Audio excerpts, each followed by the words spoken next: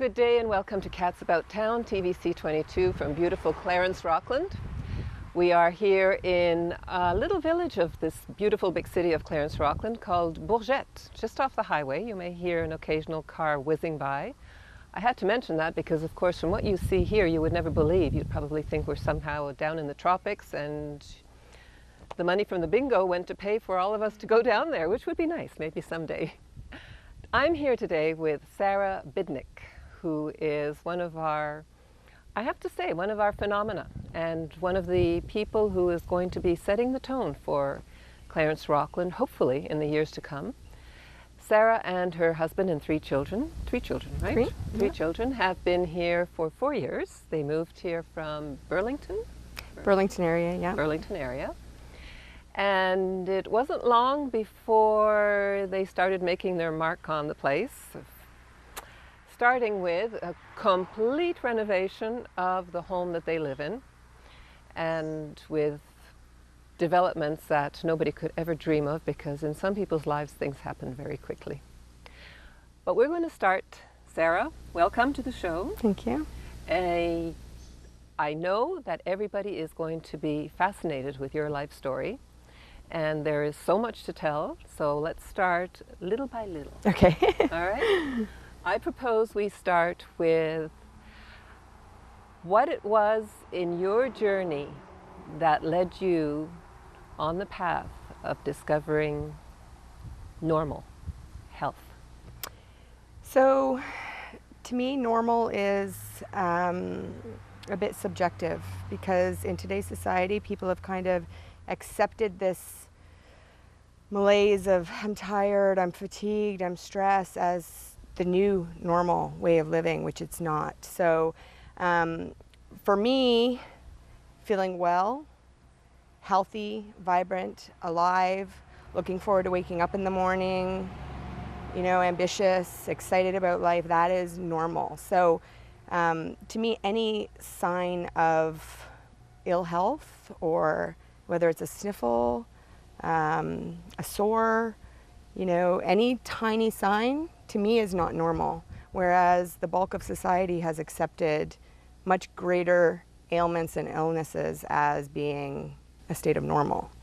I find that a lot of people, it takes something very, very, very drastic to snap them back into wanting to achieve what is my version of normal, which is health.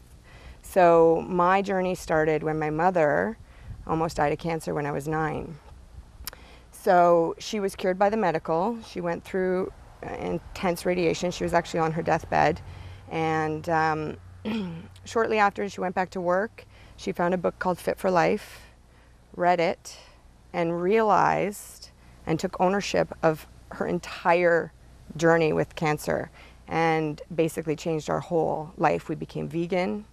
And that is when I was a national gymnast at the time. So I had been this had happened shortly after my sister was born. So she got cancer of the uterus. So it attacks a lot of the times the weakest part of the body. So she had just birthed my sister. I was 9. She had cancer, went back to work so I was 10 or 11 when my journey started, and I was already competing nationally from the age of 9. So through this process of her being sick, I had coaches and other parents helping me, getting me to gymnastics and continuing my dream and journey. It was then, and I really adopted it, so I started reading the same books that she read. I started owning that path, and I was very, very connected to my body at that time, because I was a national athlete. I might have been young, but I was super connected to what I put into my body and how it related to my performance, not just on a competitive level, but every day in the gym. So I was really able to connect to the benefits of healthy living. And it took about 6 months, I would say, and I think our entire family would agree that it was about 6 months of like a detox. It took about 6 months to feel great after the changes. You're talking about yourself now? Yes. The detox in your case? Yes, when I was young. Right. Right. So once we changed our lifestyle, became vegan, started eating healthier, I started making my own teas, like herb teas out of cheesecloth, and all kinds of things. So that, just to interrupt here, that was a deliberate decision on your part because your mother decided that everyone was going to be vegan, so you just all decided? Well, I just owned it. My sister was young. She didn't know the difference. She had never really tasted meat. And I had loved meat when I was a kid. I'm like the worst vegetarian in the world because I think it's delicious. But I was so connected to my body at such a young age that I was really able to own that as my own journey. Was that because you wanted to be a better performing athlete or simply better health, more healthy? I can't even explain it at that age. It just seemed right. Yeah, I think, and I think it's a lot easier for kids. Even in my journey now with clients, I notice that it's so much easier and makes so much more sense and is so much more natural for children to make those right choices because they're closer to it. They're closer to purity. So as adults, we're so clouded and fogged, and it takes cancer for a lot of people, or diabetes, and that's years of ignoring warning signs where you're so clouded that it's a long journey back to that purity.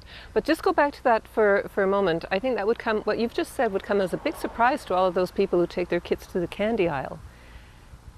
There does seem to be a very strong connection between candy and children. Yes. And a source of great distress between parents and children, especially when they go to the dentist. But well, sugar is obviously, it's probably one of the most addictive drugs on the market. So a lot of people don't understand the power of sugar. So it's a dopamine hit. So people use, I think, sugar to control their kids' behavior, but it's momentary. So they're essentially parenting for short-term success and not long-term health, because that's just very destructive over time. It's, inhibiting their ability to concentrate at school. It is definitely suppresses the immune system. So, we had a party on the weekend and my kids were allowed to have sugar, which they're not normally, and 2 of them threw up because of that. My kids react very, very quickly to being allowed that form of sugar. Now we do have natural forms of sugar, which are more compatible with the body, but it does suppress the immune system. So that's why there's kids getting ear infections, they're getting the flu, they're getting gastro, because the immune systems are so repressed by all of these treats. I mean, they have sugar bowls of candy in oncology in the hospital, which is horrifying because of how badly sugar suppresses the immune system. So not only are they enduring these chemical drugs that are debilitating their immune systems, but then we're topping it with candy, which actually feeds cancer. So it's an acidic environment, right? And it's the main fuel source for cancer. So that's its #1 food. So if you can't expect the medical profession to set an example, then how do you expect parents to understand? So that's why I've taken the role in my life to help educate people on the destruction that certain foods cause in their body. And I'm actually running a 6-week sugar removal program. I have about 10 people right now starting Monday. We just had the seminar last night. And it is to educate people on all of the different names for sugar, because they're hiding it, right? There's about 80 different names for sugar that's destructive to the body. Educate people on what are the positive forms of sugar that you can turn to, that the body and the brain actually need for success and enhanced mental function and concentration. The body needs sugar. It's just right and wrong forms. Right. So there's no education for this. There's so many even chronic diseases where sugar is at the base core root of the problem. But if that were to be the diagnosis, there wouldn't be a drug to address that issue, right? So your children have been living healthy since they were born, I assume. You started them, there was no relearning for them. There was some relearning for you. They've been born into it, yes. They were born into it. Your children are how old again? My oldest is 8. I have one turning 6 next month, and 5. Okay. And they don't protest. They don't say, well, the kids, because they know what effect it has on their bodies. They can feel it immediately. Yes, and I have, so going back to how my journey started, and my mom having had cancer and making all these changes, God bless her. I'm just curious, at the time, do you recall her knowing about sugar the role of sugar in her cancer? No, sugar wasn't quite as... This is new knowledge. It's fairly newer, and my mom always tried to feed me like a fruit cup versus a pudding. She always tried to be healthy, but now knowing the fruit cup probably has more sugar than the pudding, but sugar didn't have quite... there wasn't an awareness about the role it played in diseases like cancer. It's like smoking, right? Once Correct. upon a time it was, okay, cool. Yeah. Now we know. But she parented out of fear. So she changed our lifestyle, and it was a rule, and I actually got punished for sneaking out and having treats if I did, because she was petrified. She realized she did have control of her cancer, or she could have, and she was so afraid for us to follow that path. So she parented a lot out of fear. It was fear-based parenting.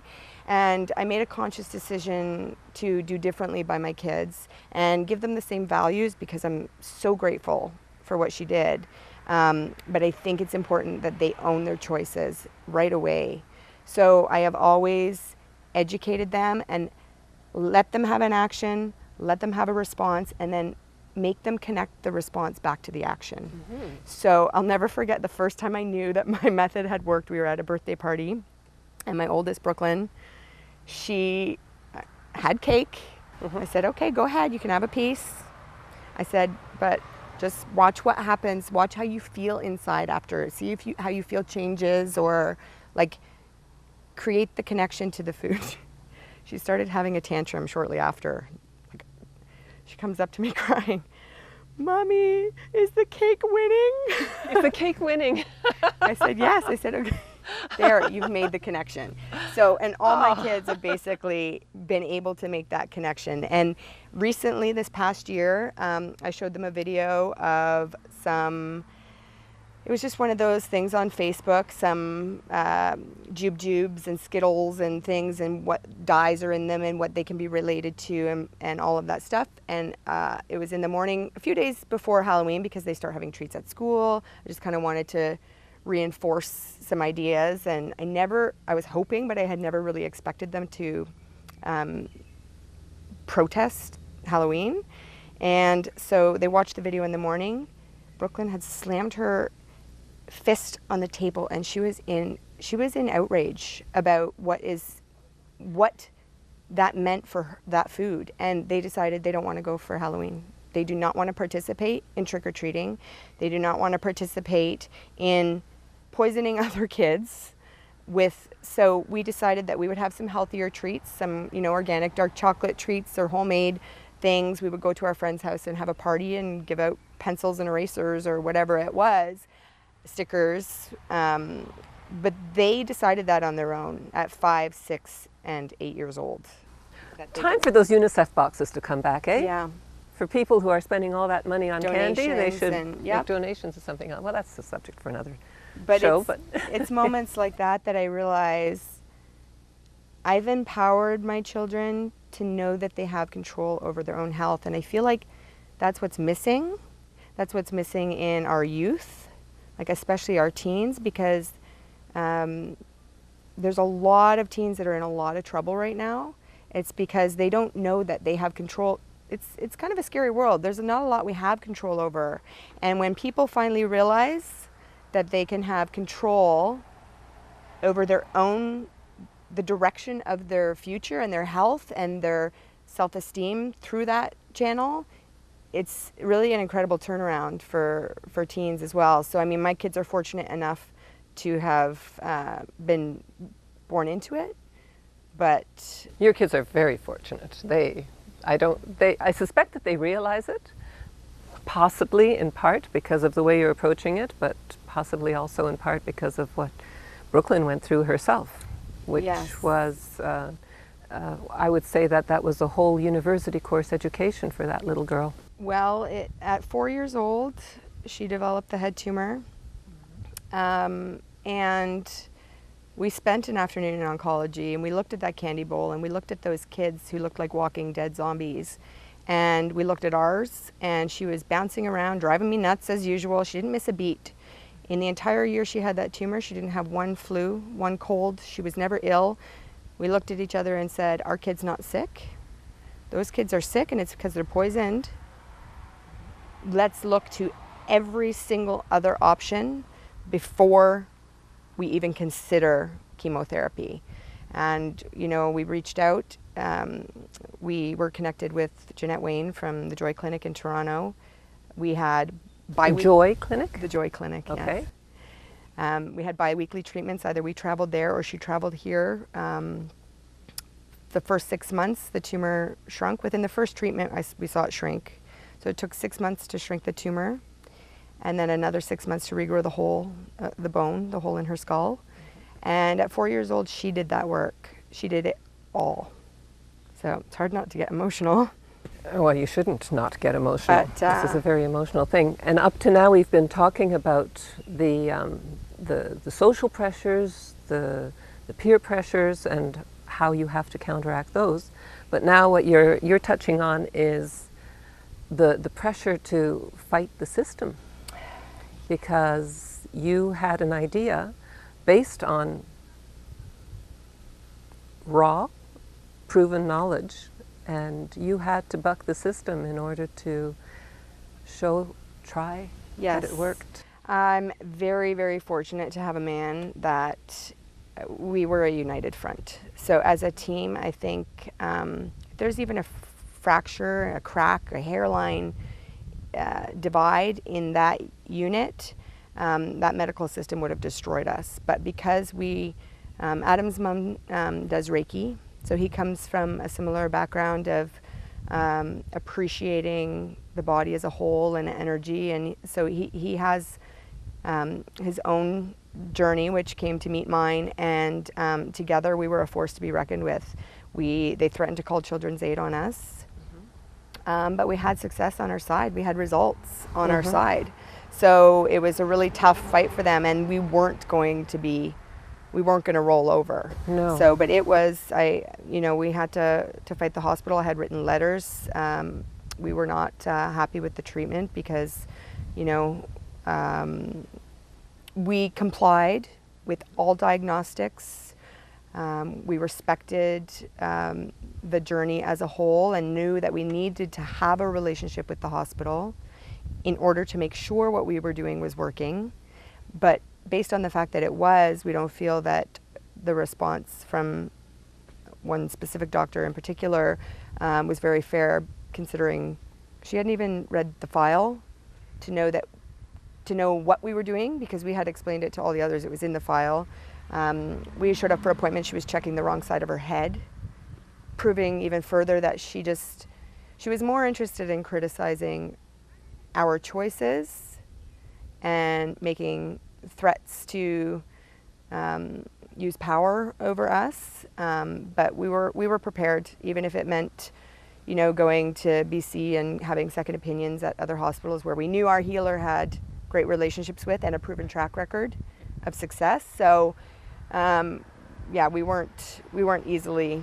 Well, what you're touching scared. on here is, in part, the tremendous importance of people like you speaking up, people out there hearing your story, because we do have a healthcare system that, for all the good people that might be in it, is completely on the brink of collapse. It's because of the lack of resources.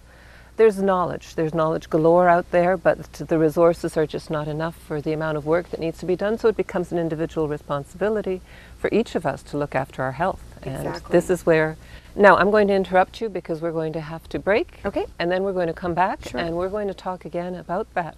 What it is, how it is that adults can integrate this knowledge. I think we all accept that it's pretty easy for kids. For adults, we're a little dumber and more stubborn and set in our ways, but not hopeless, right? Yes, right. And we'll be right back after this break.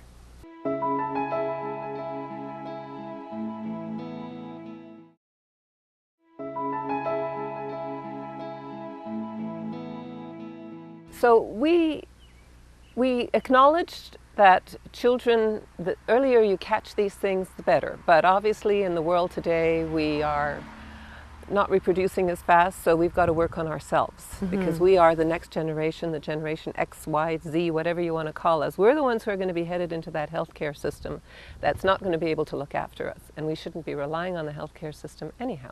You have some answers that you have been propagating now for much longer than most since your teenage years. So how old are you anyway, Sarah? I just turned 41. Just turned 41, okay. Well, so if you want to be 41 and look like you're 20, then listen to this gal.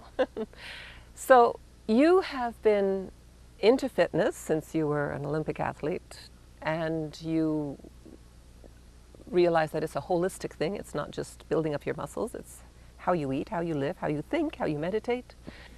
And you have been sharing this knowledge with people. I have. For some time. Yeah, so... Were they listening to you? Yeah, actually, I always say you can have all the certifications in the world, but if you can't inspire and motivate your clients, you're worth nothing. And I think that truly is my gift. I think passion trumps everything. And for me, nutrition especially is, I would say, as close to a religion as I have, because it is the foundation for everything. It is all that makes us exist, other than air and water. So, you know, when they say you are what you eat, you literally are. You become the food that you ingest. So it becomes about how high do you want to vibrate? What frequency do you want to be living on? Because you can vibrate up there with nature if you choose to honor your body in that way. So I have based my business, once Brooklyn was diagnosed with the head tumor, I had to leave my job and be home to take care of her because she couldn't have any raw food, nothing cold. Everything had to be cooked, warmed. I had to boil her water. She had topical ointments, teas. I had to coach her through gagging experiences, drinking those teas, things she didn't like. But we needed income, so I started up a boot camp here in town, just local country, put flyers on bulletin boards in all the little nooks and crannies, and I got 12 people.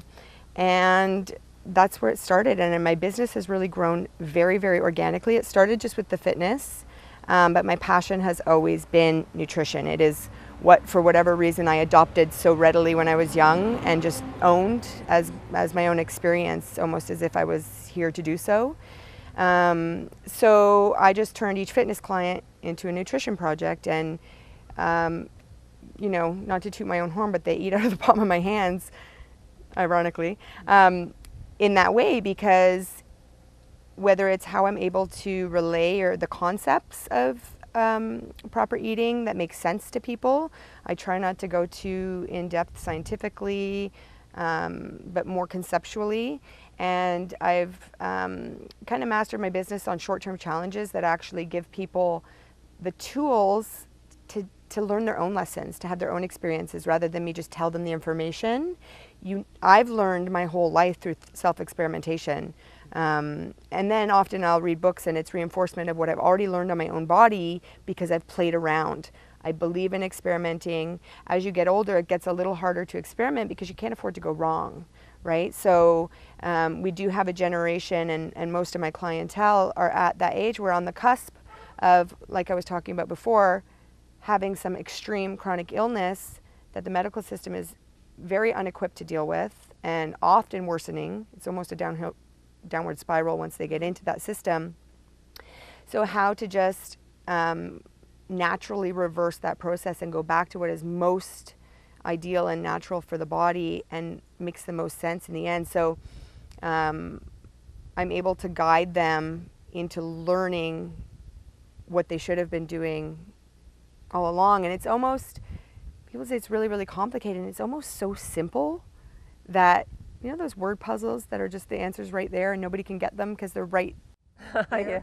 And that's almost what it's hiding like. In plain sight. Hiding in plain sight. And that's what true health is really about. It's, the food is all right there. The cures are all right there. It's on the land. It's here. And people just don't know where to look, and they don't know how to prepare it. They don't know how to integrate it into their life. So it's not just about teaching. I do a lot of interactive educating. So I do a lot of cooking, food sampling, seminar stuff where they get to come and try 5 or 6 different plant-based dishes, people don't know they like to eat plants. They think, I don't like broccoli. They just have this stigma. It's really old school, meat, potato, broccoli, oh, I don't like that. But there's so much more, and when they finally delve into that world and they find out how interesting it can be, like meat, potato, veg is pretty boring. Whereas if you go to a really nice plant-based restaurant, it's very interesting. There's all kinds, and if you're utilizing all your spices and herbs properly, there's just so much that people aren't utilizing in the world of food that should be and are beneficial to their health, and they just don't know. So helping them to integrate that. I do grocery store tours if that's what somebody needs, teaching them how to go from boxes to real food, or even in just upgrading products. So a lot of times, and I've actually had someone reversing their diabetes after 3 sessions of simply upgrading the foods she already ate. So we just took her soup and her tomato soup, better tomato soup. We took her bread, better rice, better potato, better, and just took every single thing she's already eating, so didn't change anything about her lifestyle, and just took it up 1 notch, and already saw her insulin dependency When you say take reduce. it up 1 notch, what do you mean? You went to more organic food, to less preservatives, to more expensive, to from certain countries, homemade? I always recommend organic. I would say 90% Organic. Better organic. because no preservatives, no. Well, we're always trying pesticides. Our challenges in this day and age right now, 2 big ones are nutrient base. So the nutrient content in our food is down. So anytime you can buy local, I'll buy local, even if it's not organic, just to get that higher nutrient base and obviously grow my own food. But then we're trying to minimize chemical exposure. Okay. So I'm no fool. I know that sometimes organic food's sprayed at the border, but if I'm getting 50% less chemicals every single day of my life than you, then I'm going to be that 50% healthier and 50% less likely to develop Alzheimer's and all of those mental and heavy metals. They're really bad as well. So minimizing chemicals and maximizing nutrients, and if you can bring those 2 to the center, then you've already improved your overall health level. So taking like a minute rice and converting it to an organic white jasmine rice is a huge step in the right direction. And it's still white rice, you know, but then it might be 5 minutes more work. Exactly. And then if we can even take it to a, an organic brown basmati, well then there you go. So now you're getting, your whole grain version versus one that's causing sugar spiking and all kinds of things. So it doesn't have to be drastic changes that can really get drastic results. And I tend to work within what is the easiest change for each individual person. So some people say, you're not going to make me change this. Fine. But here's what you need to add in, and then eventually there's this displacement method. You can only choose so much in a day, right? So it's really about exposing people to new foods and new ideas about foods, and it doesn't have to be 4 square meals, or the old breakfast doesn't have to be breakfast. We eat rice for breakfast a lot, and just changing people's confined thinking about what nutrition is, because it's been ingrained in us since kindergarten, right? Because well, certainly you were brought up in a different generation than I was brought up in. So when I was a kid, a lot of this junk wasn't there. A lot of this processed food wasn't there. A lot of the fast food wasn't there. I remember it being a huge thing to just bring home a prepared pizza from Steinberg's in Montreal. And that was probably healthy. That's a really, really good point. Because, and you might notice that there is an older generation, and older than yourself, of elderly people that are quite spry in their 80s. True. Even though they've done a few things wrong, maybe they smoke even. And I have clients, there's this core middle generation of my parents' age, so right now in about their 50s and 60s, where luxury came into play. Back in the day, everything was plain. There was no extra condiments, sauces, luxury items, which was actually truer to health. So they were, throughout a majority of their life, eating very clean and basic. Maybe not enough, but their nutrients in the food was way richer, all of that stuff. So, and the meat was way cleaner. Like, there's a big problem with our food supply right now. And that's why we need to start changing it. So I would say it's my generation right now there's a really big shift in consciousness going on. And it's the teens of today that if we can work with them, we can affect the most change, because they are not only going to take care of us, but they're going to be having the next generation of children, right? So if we can empower teens today, I think that's where the most change can be affected. It's very hard to change people in their 50s and 60s, very difficult. So there's kind of like a couple layers of generations of things going on, where some of the older people are still quite well because they ate very clean. Then people started getting into luxury sugars and sauces and condiments and all that stuff, and other exposures, and and with no knowledge. So like even for my mother, no idea of what sugar really meant back then. That's when the industry was booming. It was starting to become this huge industry. So it was sugar and everything. That's when it started to get out of control. Whereas now we're starting to go the other way and be more aware.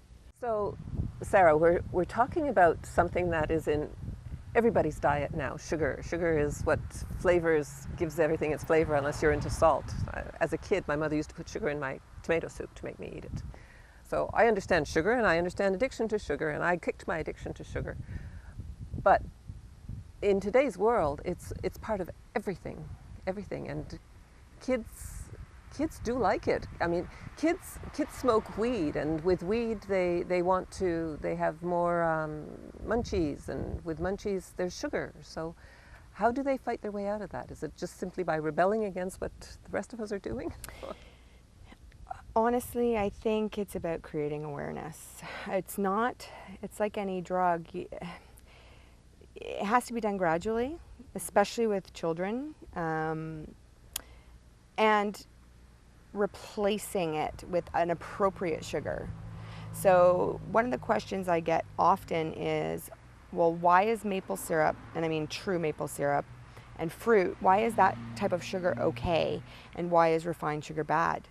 Well, if you ever see certain like amino acids or supplements in the store, they have the L-glutamine, L-lysine. That stands for left. That means what they do is they shine a light through the molecule, and it creates an associated spin. So we have left spinning molecules, which predominantly are compatible with our body, and most spin left. All the true natural sugars that come from nature, who knows best, are left spinning molecules. Refined sugars are right spinning molecules that barrel through the body like a path of destruction. So it's important to understand that I buy everything unsweetened for my kids, and then I add maple syrup. We buy 4 or 5 4-liter jugs. We go through about 20 to 25 liters of pure maple syrup every year.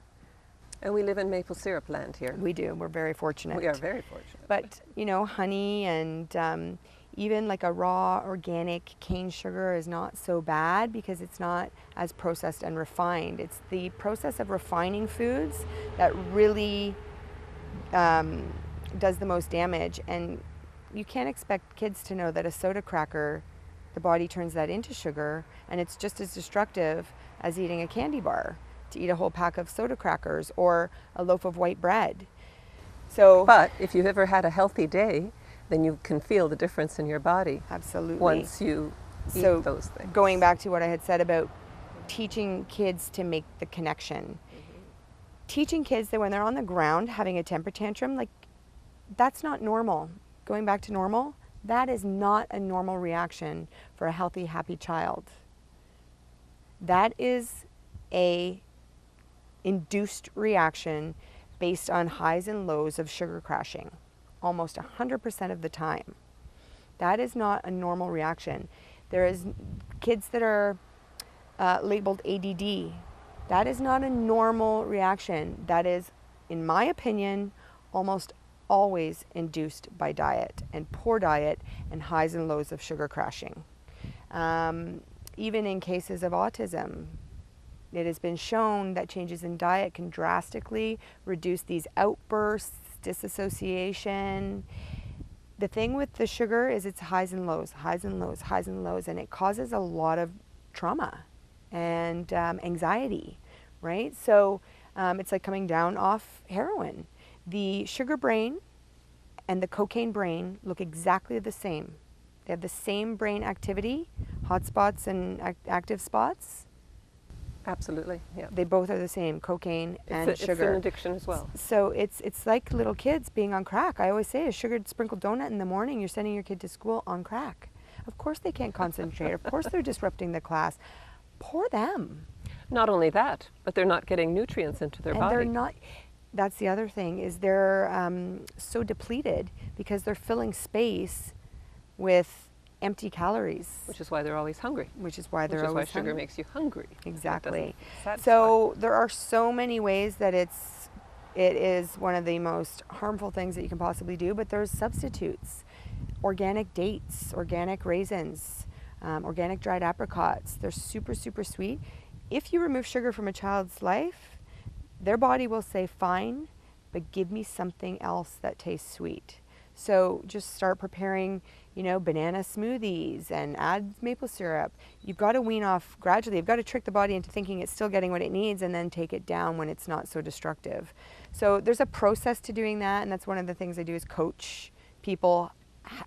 You can't also go from 2,000 calories a day and then just remove meat, because it's you've got to be sensitive to the metabolism, and you can't just have crashing going on. So you've got to keep things stable as you're making changes, and that's one of the things people aren't aware of. Also, they try and just remove a whole bunch of stuff, and all of a sudden they have this other reaction because you haven't replaced it with the appropriate replacement. And so there is a lot of things that make those transitions a lot easier. There are a lot of things to consider. There is no doubt about it, and I'm sure that some people listening to you are thinking, how do I make sense of this? Where do I start? I guess if you start with kids the way you did, then it becomes a natural progression. For those who have to start it later in life, it becomes a little bit more complicated. But there are a few basic rules just the same, that if you're not feeling well, either in your head or in your body, chances are, as you said, you're not getting the nutrients that you need. Sugar is something that we need because it's associated with mental well-being as well. If Exactly. we're feeling sad, we need sugar, and that's why nature provides us with sugar of all kinds. There's stevia, there's the stevia plant, there's fruit, there's all those things. So these can all be learned, but I think everybody understands the association between physical well-being and nutrition. Most people, their physical well-being, ill-being is obvious. In some cases, their physical ill-being is not so obvious. It's something latent and it's slowly developing. But there's then the mental well-being. And I believe that in society today, people are suffering from mental discomfort as much as they're suffering from physical discomfort. Yes. And we have to take a break in Okay. a few minutes. And this is a big topic and Yes. very important, and something that you know a lot about from so many people that you've worked with. And I think it can be a great source of comfort to people to realize how quickly the difference can happen, and that there are people like you right here in our community amidst us, available to everyone who can guide them through it. So with that, we're going to take a break, and you can ponder these things, go have yourself an apple, and come back and hear what Sarah has to say on that point.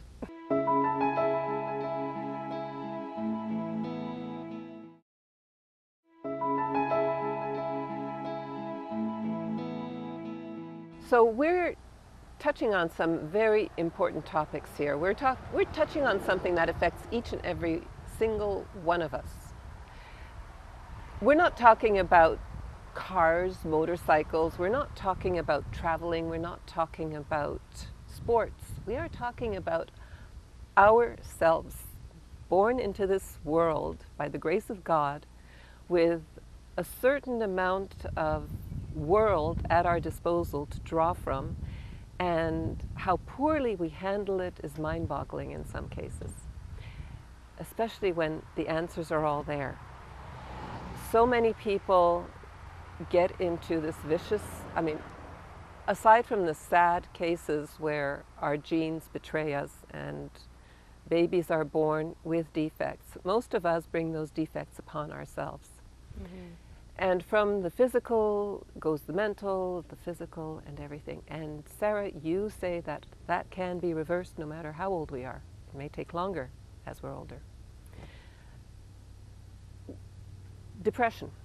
It's rampant in our society. Mm-hmm. It's attributed to work environments, which are very unhealthy. What do people do when they work in Place du Portage, this monstrosity of a building where we're not even sure if the air is clean enough? How do they fight? So this is, and you're right, this is a huge topic. Mm-hmm. So before addressing depression, I'd like to address stress. Okay.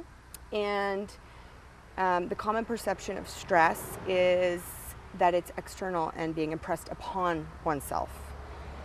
I like to retrain people to view it in a way that is internal, because if you're balanced, if you are fueling your body for success and everything is harmonious and we have achieved homeostasis, those external factors are no longer stressful.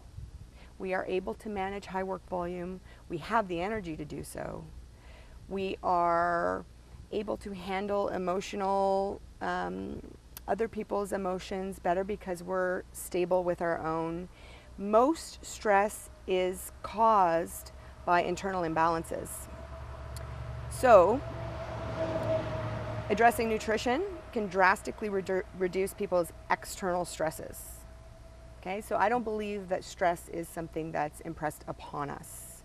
Okay, because you have days you can handle it and you have days you can't. What is that difference? Is the workload different? Is your job different? Are the people around you different? They're not. What is different is what you're putting into your body, how balanced you are, how well you are. Okay, so we notice that in the example of sugar or alcohol, there is a crash and it's considered a depressant because there's an associated crash with that. So, 3 days on post swing, maybe you can't handle your relationship as well as you could before that happened.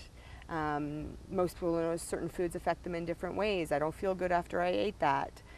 So a lot of what is perceived as stress, in my experience in dealing with people and helping them rebalance, is greatly internal and largely related to deficiencies. So it's not about what they're eating as much as it's about what they're missing. So depression for me is the chronic form of stress. Okay, with stress comes anxiety, and ongoing can lead to induced depression. Mm-hmm. Depression, whether it's hormonally, is still an imbalance. Okay, so again, that's not normal. Mm-hmm. It's not normal to feel sad, right? So if we're feeling that way, we need to take a look at, why is our vessel sad? Right? Mm-hmm. If we remove ourselves and our spirit from our vessel, because our spirit will always be joyful, why is our vessel sad? It's sad because we're abusing it. So we need to take a look at what's missing, what's wrong, start fueling it for success. The brain is an abundance of chemical reactions. If you're missing one amino acid, the liver has over 500 functions of chemical reactions. If you're missing one amino, then you can no longer convert certain essential nutrients. You can no longer feed the brain. If the brain is missing one thing, if the brain is missing fat. In my case, I had 3 kids back to back. I was working overnights, averaging 5 hours sleep a day on a good day. And I depleted my brain fat to the point where I had developed serious depression. Then we moved here, and then my daughter was ill. So I went through all of that. It wasn't until, and I was to the point where I had hives all over my body. I was suicidal for days. I had the logical power and the power of voice that saved me, because I speak very, very openly about what I'm experiencing, when I'm experiencing it, and I have trained the people around me to help me in the ways I need to be helped when I'm experiencing either anxiety or depression. Anxiety in the form of things that just spin around and you can't seem to get a hold of any one thing. Anxiety is often a very depleted state for me. I've not been eating enough for days. I have been eating sugar crash, high crash. I've learned to make that connection just like I've trained my kids. So I can see it coming. I can also address it before it happens sometimes if I catch it in enough time. Okay, I've been off track, perfect. Boosting nutrients. So I have programs that help people to boost their nutrient base on liquids alone, certain things. So boosting nutrients to, again, stabilize everything internally. But depression is something that people experience far, far too often. We are designed to be able to handle chemicals, chemical exposure. Our bodies have a miraculous ability to remove them and expel them with the aid of food. So there's foods that are specifically designed to remove heavy metals from the body.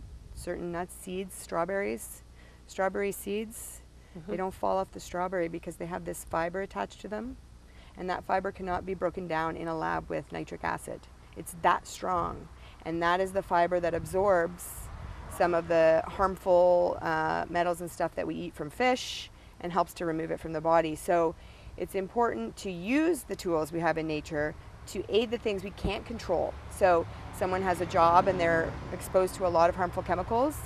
There is a protocol using food and herbs that will help them sponge up those toxins and remove them from their body on a regular basis. But you need to pair experiences, positive, negative, pro, con. So you need to understand what's happening in your environment. What are you exposed to? Like I said about the mosquito fogging, I don't like to use chemicals, but out here in the country, I eat all my food organic just so I can once a year spray the mosquito fog and not be able to. There's certain things you have to pick and choose your battles. Yes. Right? So, we could die from a mosquito bite. Well, so, particularly since with all that healthy body, the mosquitoes are attracted to all this wonderful food, right? Oh, wow. But it's important. This is gourmet Sarah. Let's go. Let's feast. But it's important to understand what your exposures are, what things are within your control and what aren't, and how to utilize nature as a tool to aid the body in its recovery on an ongoing daily basis. Whether it's because you've ignored warning signs and are ending up with chronic illness, or just because you're at high risk based on where you work or based on what your environmental factors are. You need to acknowledge them, define them, and then create an attack plan to minimize the risks. So for many people, when they run into problems, they pop a pill. And that does seem to be part of our society now. It's the pill popping, quick response, instant gratification, instant solution. But that has its own side effects as well. And it has a cost, and it has all kinds of other things associated with it, such as ending up in the pharmacy and somebody seeing you in the antidepressant section. Well, there's no such thing, but it's taboo. There's a stigma. Still. Yeah. Society's fighting hard to remove that taboo, but it's there. Possibly because there is a part of our system that knows that that is not right. That is not the way it should be. I have to say, I am in awe by the medical profession in piecing people back together. They are incredible when it comes to trauma. They are failing miserably when it comes to chronic illness because they're putting Band-Aids on things. So they're not actually fixing the problem. They don't have the ability because they actually are not educated. It's a fact. They don't receive any nutritional education in their glamorous schooling. So what needs to happen is there needs to be some partnering between people educated in nutrition and doctors to come together and kind of develop a protocol. People need to take things into their own hands, and I know the medical profession shuns people. Oh, everybody's a doctor on Google. Well, no, and you need to be. You need to be looking for answers, looking for alternate solutions. You do not accept one answer. So I encourage people not to negate, any one diagnosis or any one path, but take bits and pieces from all, and definitely explore as many different treatment and healing options as you possibly can, and then trust your instincts. You know your body better than anyone else. And I think what's happening right now is there is a shift in consciousness. People know they don't want to take the drug. Mm-hmm. They want other answers. They just don't know where to find them or what to do. So it's about opening minds and opening doors to just encouraging people to explore. There are so many forms of healing out there that are winning. They're just not one conglomerate. Mm-hmm. They're all different and spread out, but they're the only ones that are all willing to work together. It's the medical that is so self-protective that are failing because they're not willing to open up their doors to cooperating. They have many, many gifts to share and diagnostics galore, but they're not willing to work as a team, and that should be questioned.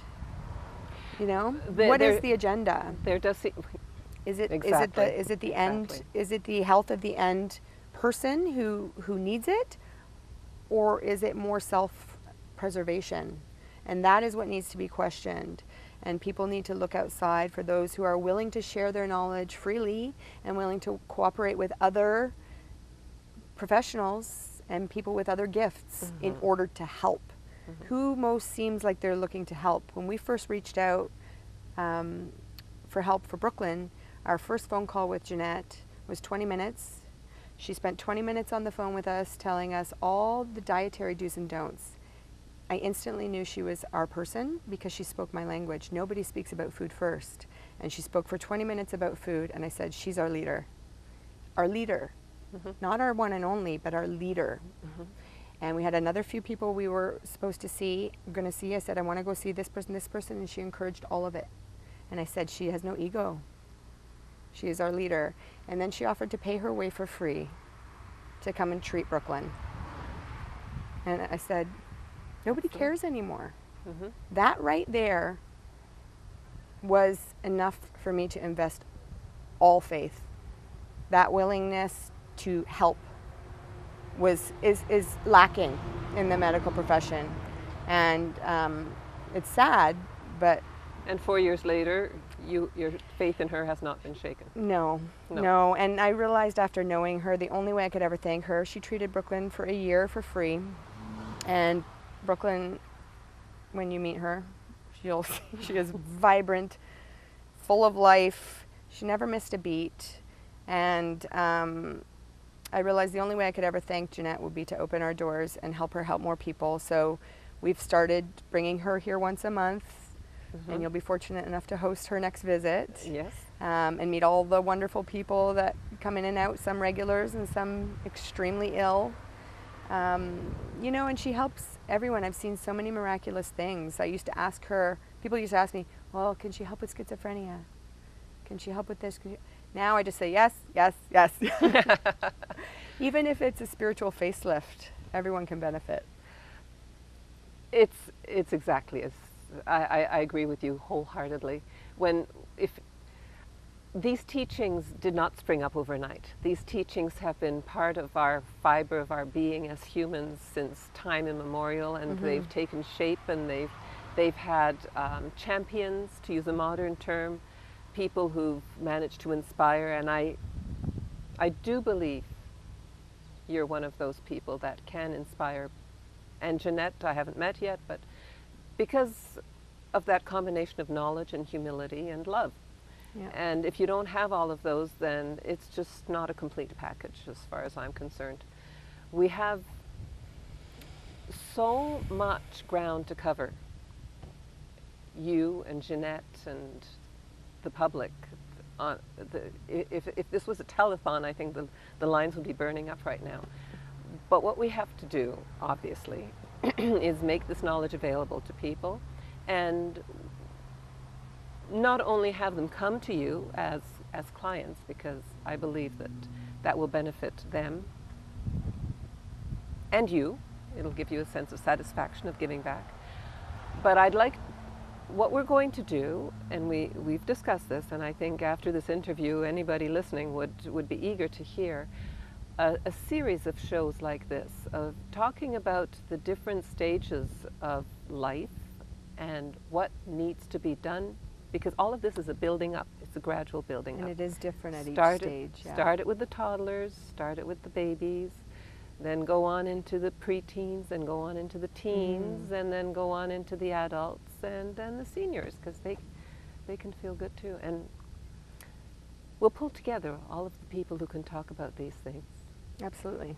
And we'll start a new world in our beautiful little town of Clarence Rockland. Sarah, thank you so much. Thank you for being here. Thank you for being you, and thank you for sharing all of this so freely and lovingly. My pleasure. And for all of you who are dying to hear some more, you just look at the bottom of your screen and you'll see how to contact Sarah. And I will see you next time, and that's it for Cats About Town.